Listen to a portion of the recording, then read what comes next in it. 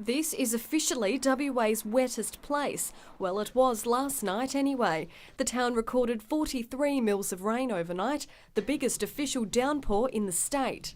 Yeah, very unusual for this time of year. It was a massive downpour which seemed to be located within the town. Great weather for ducks and some farmers. Rain's always welcome, but this time of year it's really good for us because for these trees here, they're full of dust and dry, and what it does is it washes all the dust off and gives them cold mornings and good coloured fruit. Dwellingup wasn't the only town that copped it. Albany had 31 millimetres of rain and Witchcliffe had 24. But that's nothing.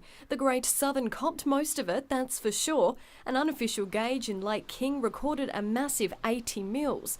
More than 30 millimetres fell in Harvey, breaking a 13-year March record. And tonight, most towns will have temps under 10 degrees. But the long weekend is a whole different story. Easter Sunday could get close to 30 degrees. Monique Dirks in Dwellingup for GWN 7 News. Huge gusts of wind ripped through Dunsborough overnight, up to 107 k's an hour, forcing hundreds of school leavers to take shelter, their tents battered by the wild weather. It was almost like being in a monsoon. It was pretty crazy. And my tent just blew away. I went for like a 100-metre radius around my whole tent.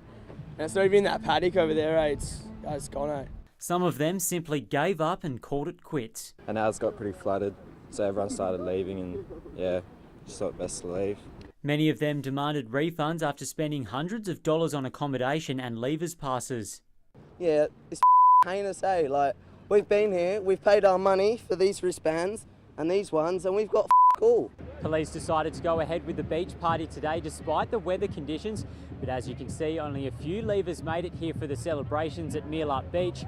As for the water, even fewer chose to go for a swim. I did not pay $100 to stand in one tent for 3 hours and just go, yeah! I want to do that every night. In Kalgoorlie, the wind was so strong this pergola ended up on a nearby roof. In Bunbury, trees were torn from their roots. Diana was woken by a loud bang about 11 o'clock last night. We were all asleep and I just heard a crack, a big crack, and I went over to the window to look out the back and I just saw all the tree roots that had uprooted from the ground. The home next door bore most of the damage. The rain and wind also damaged crops across the state, including these cherries in Manjimup. In Cervantes, a barge broke loose. It's now stranded on a reef. Avonvale Primary in Northam remained closed today after it lost part of its roof. Scott Cunningham for GWN 7 News.